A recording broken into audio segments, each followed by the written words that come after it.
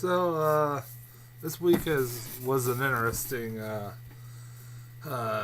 experience at the movies. Let's say the least. To say the least, I originally I was supposed to go see. I was planning to go see The Croods. I even bought a ticket. I was going to go see it in 3D. That's an important fact. I was going to see it in 3D. Paid $11, bought a ticket, everything else. Got to the movie theater, or the theater it was in. Waited about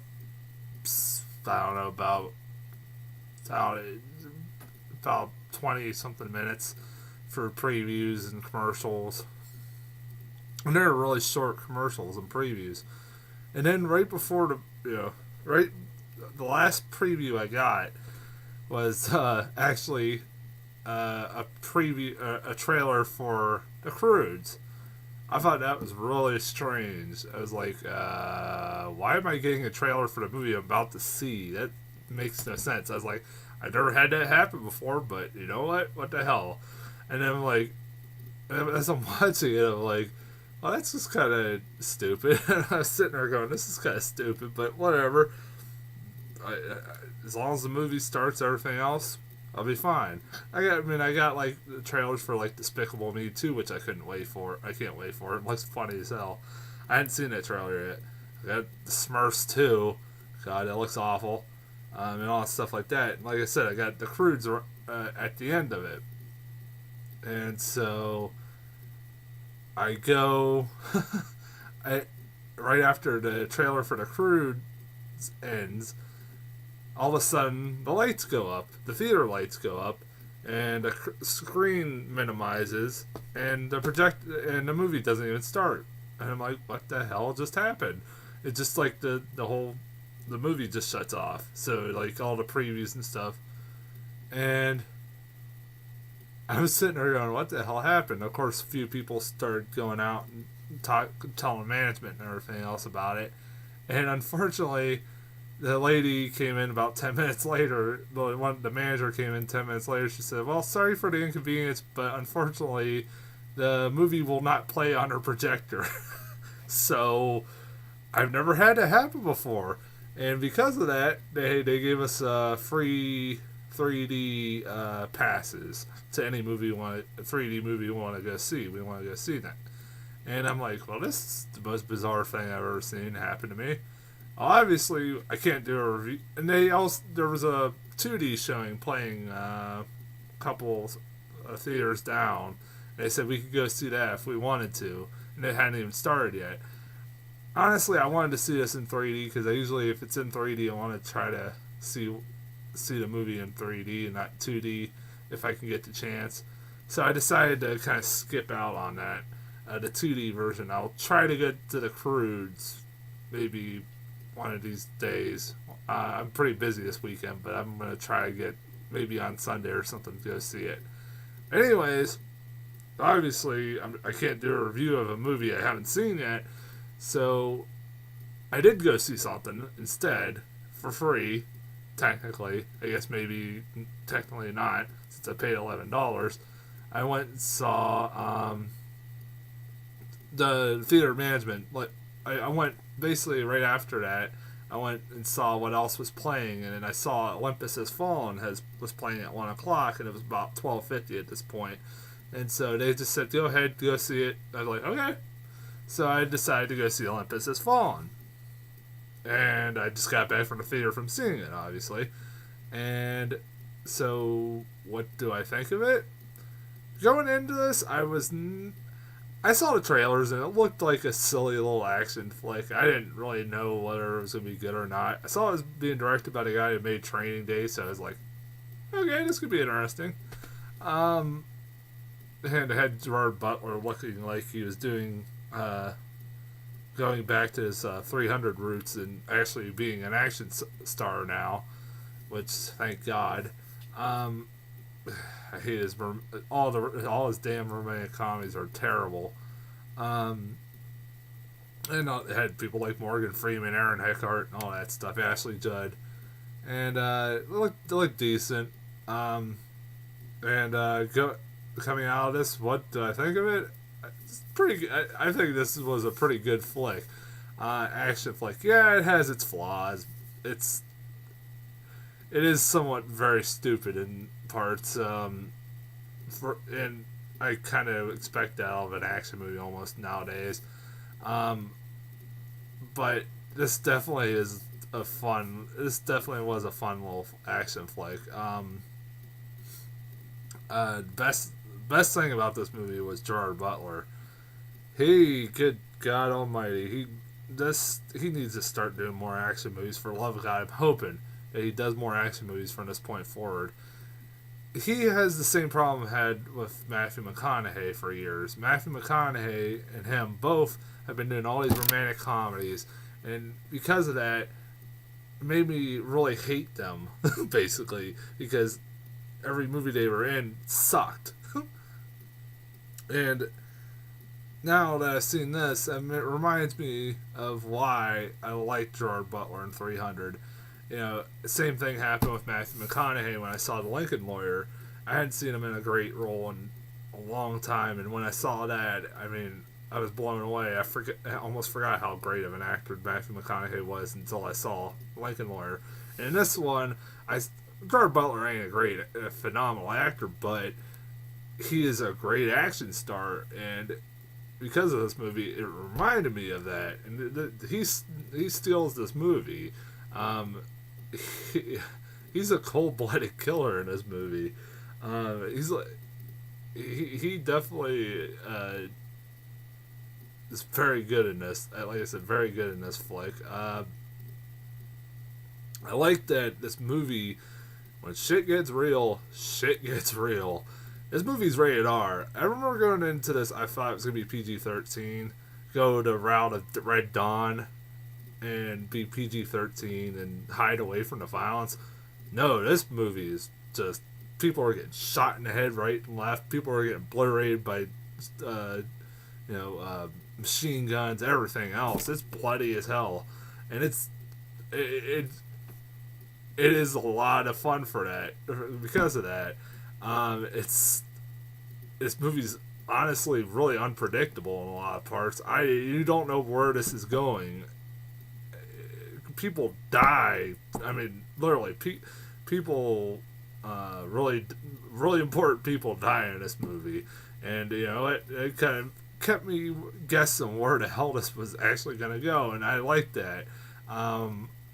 This movie, I've heard a couple of people say it kind of had the same idea of like Die Hard, where it's just one man against a whole basically army, which is what it is. Basically, North Korea takes over the White House. It's very hard I could go on for hours about it, but it's really hard there's a lot that happens in this movie, and it's a 2-hour flick. There's a lot that happens in this, and I couldn't really get through all of it. The whole plot with North Korea. But yeah, he's just one man against the whole army, and it's just a one man killing machine, basically. Just kind of like Bruce Willis in Die Hard, the original Die Hard, not the terrible freaking sequel. Good Day to Die Hard. I don't even want to talk about that, but he's really. It is kind of nice, and it like Die Hard, he is getting beaten up, and he is feeling the effects of the stuff that is happening to him. He gets beaten up pretty good in this movie. Problems I have with this movie is that obviously it falls under the same problems that a lot of action movies have, and that is people make some really stupid decisions in this movie. The villains make some really stupid decisions towards the end that make no sense. I'm not going to give it away, but there's parts where you're like, why didn't they just do that in the first place, and it would have been all over by that point. There's something with a Cerberus code to happen. The whole plot kind of relies on this thing called a Cerberus code, or I don't know what the hell it's called.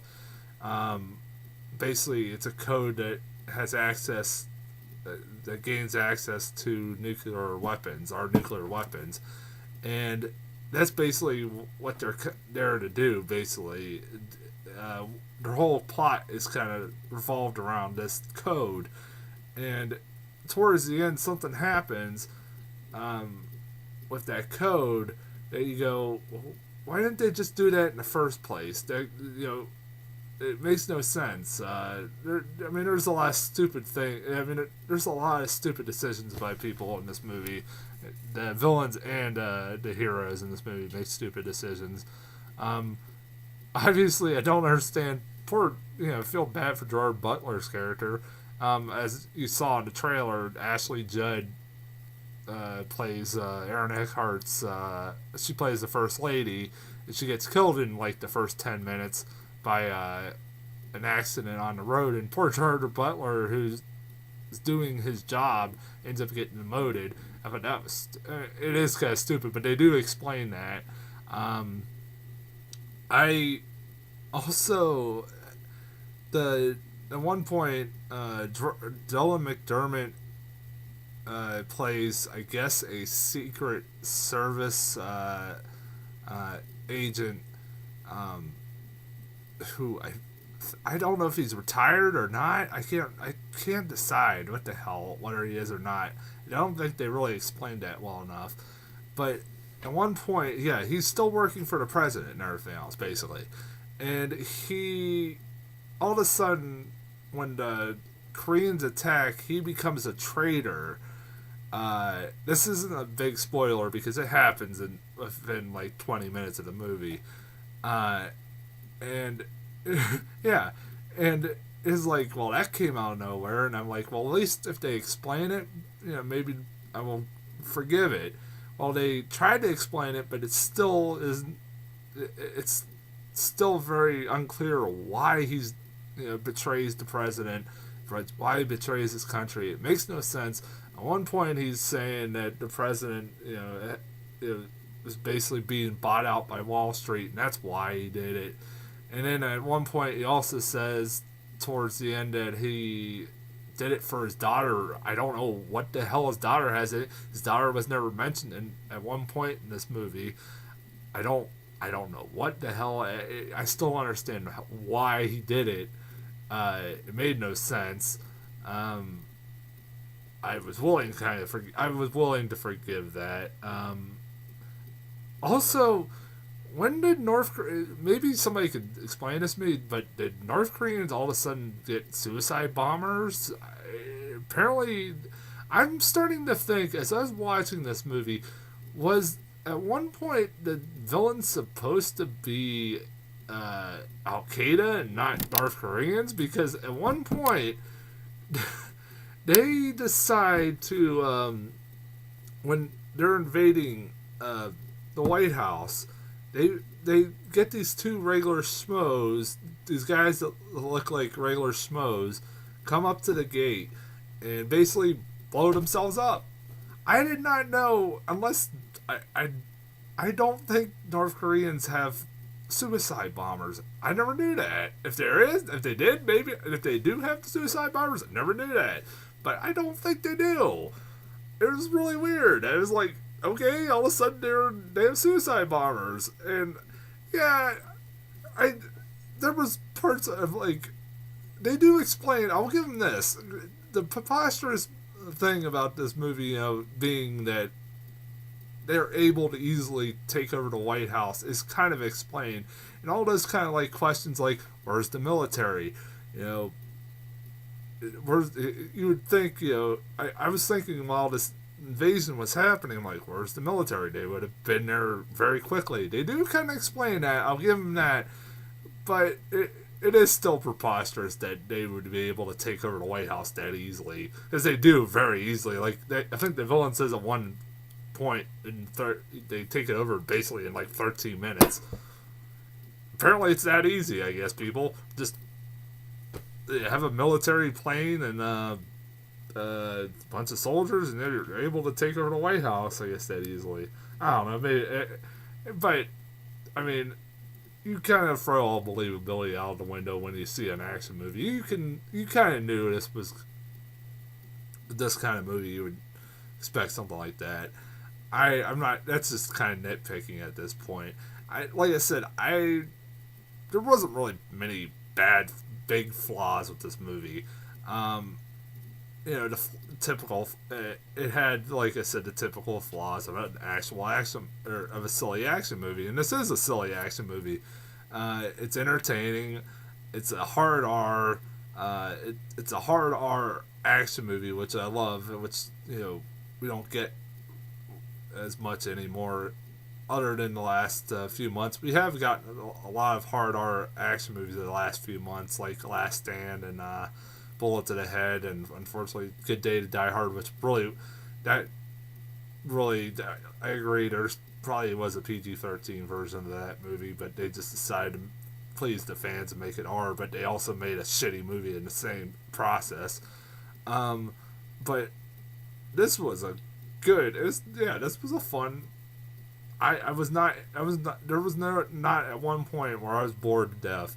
I'll say that there was not a point, like I said, in this movie I was bored to death, and because of that I was entertained and I had fun. It was silly.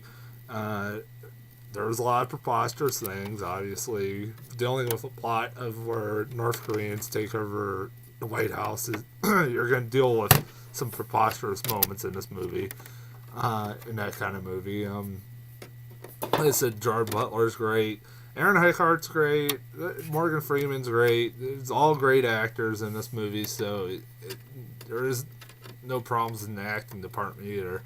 But, alright, I'm going to get off here. I don't know when I'll be back. Maybe I'll be back in a couple of days with either Croods. I also want to check out Spring Breakers.